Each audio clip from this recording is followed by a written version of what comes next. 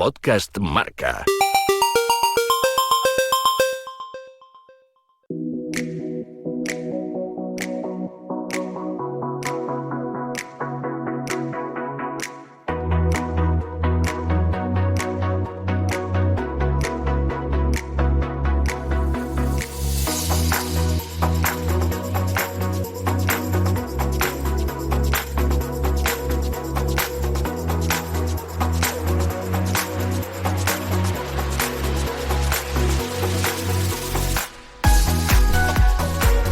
Teníamos ganas de conocer el recorrido de la Vuelta Ciclista de España 2026. Habíamos hablado de ciertos aspectos, detalles como por ejemplo esa contrarreloj que va a ser decisiva y que luego la analizaremos en la provincia de Cádiz.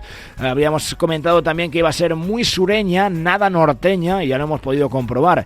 El caso es que ya conocemos cómo se componen esos 3.275 kilómetros que van a recorrer España de norte a sur, en este caso, partiendo de Monte Carlo el próximo 22 de agosto, finalizando en la Alhambra de Granada el día 13 de septiembre. Mónaco, Francia, Andorra y sobre todo España, con esa bajada por el Mediterráneo rumbo, como decimos, a tierras andaluzas que este año van a focalizar el desarrollo de la Vuelta Ciclista de España. A tumba abierta, Baby Cool, la vamos a vivir, como decimos, desde el día 22 de agosto. Nacho Lavarga, muy buenas. ¿Qué tal, José? Muy buenas. ¿Estuviste en la presentación y te gustó? Sí, la verdad que fue una presentación espectacular, muy glamurosa, cortita, con pocos políticos, aunque estaba el prestigio, ¿no? Y estaba el príncipe de Mónaco. La verdad que fue una presentación increíble y a mí el recorrido me ha gustado.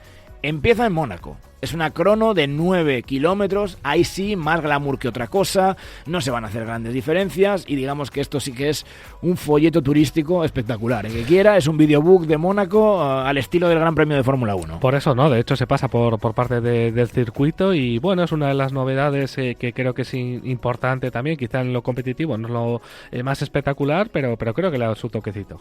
La clave de la contrarreloj no es esta, la clave en la lucha contra el crono va a tener lugar al final de la Vuelta Ciclista de España, una de esas jornadas que va a marcar sin ninguna duda el desarrollo de la carrera. Será en la antepenúltima etapa con esa contrarreloj, no, en la antepenúltima no, perdón, que me he confundido yo, a 4 días para acabar, es la etapa 18, quedarán luego la 19, la 20 y la 21, entre el puerto de Santa María y Jerez de la Frontera. Una contrarreloj prácticamente llana, en la costa gaditana, entre el puerto y Jerez, como digo, que es así, con esa longitud de 32 kilómetros. No sé si va a decidir la vuelta, Nacho, porque luego hablaremos que dan etapas después de montaña, pero tiene pinta de que ahí sí que los contrarrelojistas pueden sacar beneficio. Sí, la verdad que al final son 41 kilómetros en total de crono, es más, por ejemplo, que las otras grandes, si no me equivoco, este año. Y bueno, hay que mencionar también a nuestro Roberto Gómez, que ya lo adelantó en Radio Marca, ¿no? Que iba a ser una crono decisiva en Cádiz, y para mí es bastante importante de cara a esa general, y llega antes, digamos, de esa gran traca final, ¿no? Así que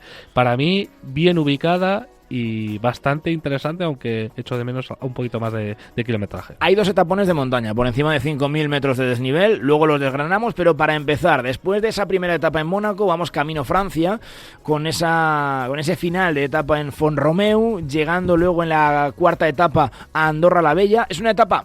A mí sabes que me gustan las de poco kilometraje, pero esta son 104 kilómetros con las subidas encadenadas, ¿no? De Envalira, de Beixalís, de Ordino y de la Comella.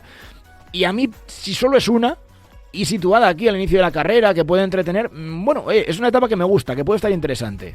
A mí, vamos, el paso por Andorra me parece súper interesante, de primeras, por así decirlo, ya para aclarar la general, para que haya chicha, y creo que es, de verdad, me parece muy interesante, ¿no? El trazado de esa etapa. Van a ser luego etapas con cierto picante. La sexta va a terminar en Roquetes, en tierras del Ebro. Es verdad que en la etapa quinta, la sexta acaba en Castellón, con ese picante del puerto del Bartolo, con un tramo desterrato. No son etapas de montaña, pero son etapas con picante. Y luego llegará Valdelinares, que es la segunda llegada en alto, digamos, de la vuelta. No son puertos duros, que pueden animar un poco, ¿no? El devenir de la primera semana. Sí, yo creo que es el formato, ¿no? Digamos, primero después de ese primer contacto con la montaña, hay unas etapas donde yo creo que también va a haber oportunidades para para la fuga, pero bueno, regresa Valdelinares y creo que le va a poner también, ¿no? Picante, ¿por qué no?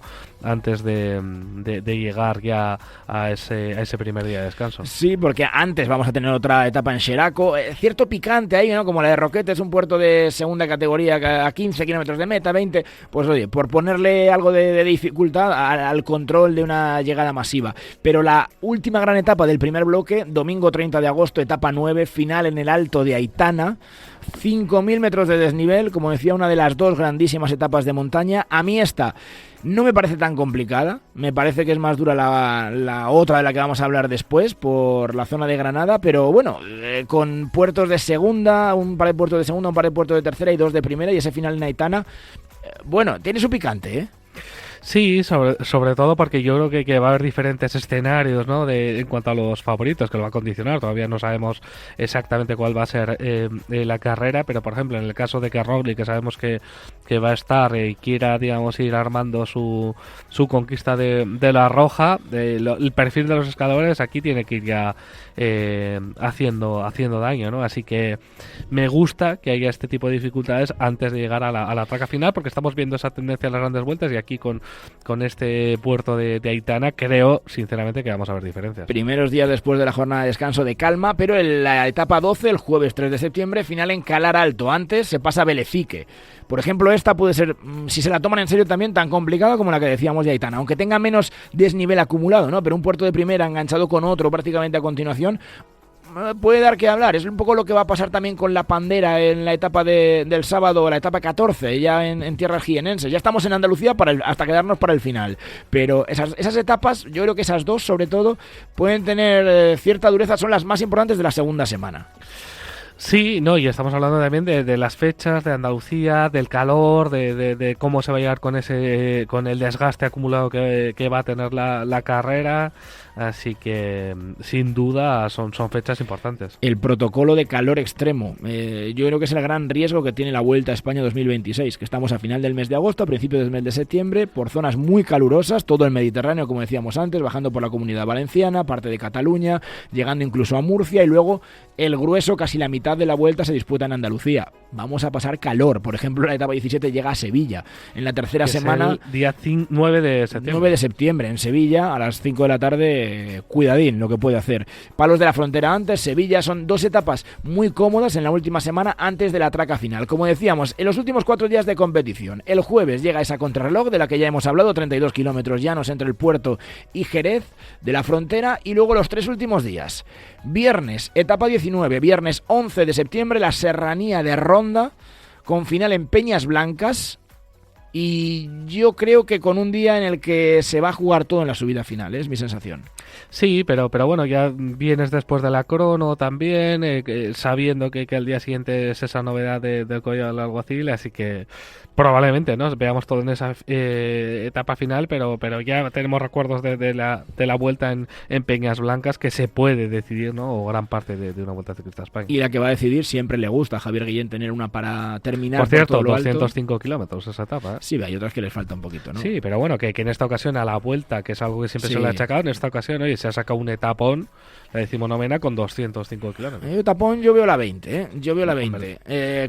La Calahorra, Collado del Alguacil, 187 kilómetros, también más de 5.000 metros de desnivel acumulado.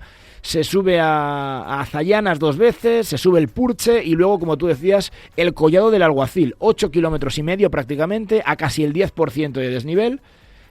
Se llega al 20% de desnivel en algunos y ahí tramos. Es decir, la vuelta, ahí no hay otra.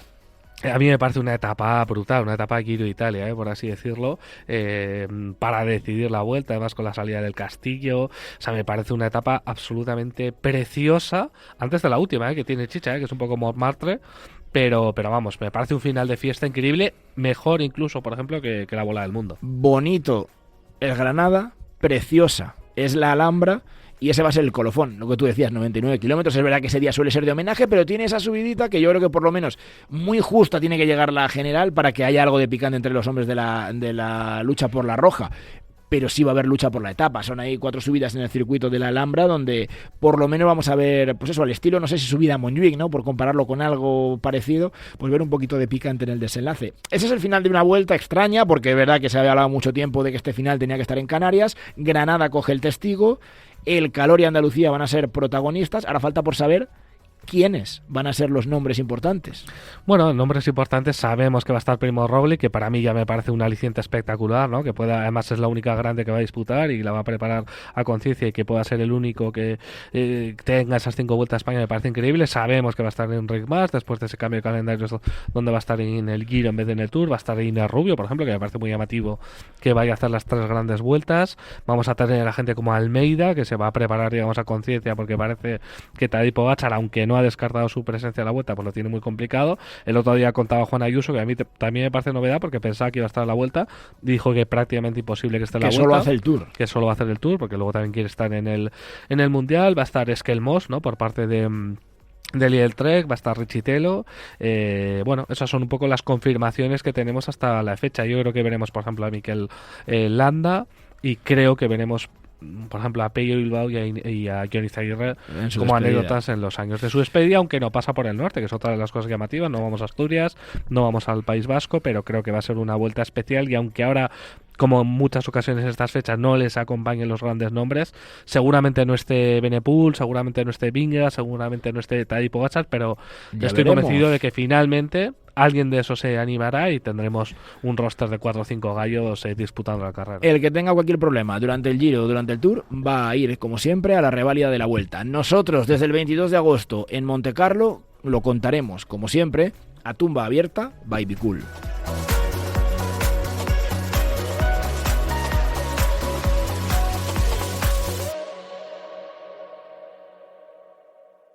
Podcast Marca.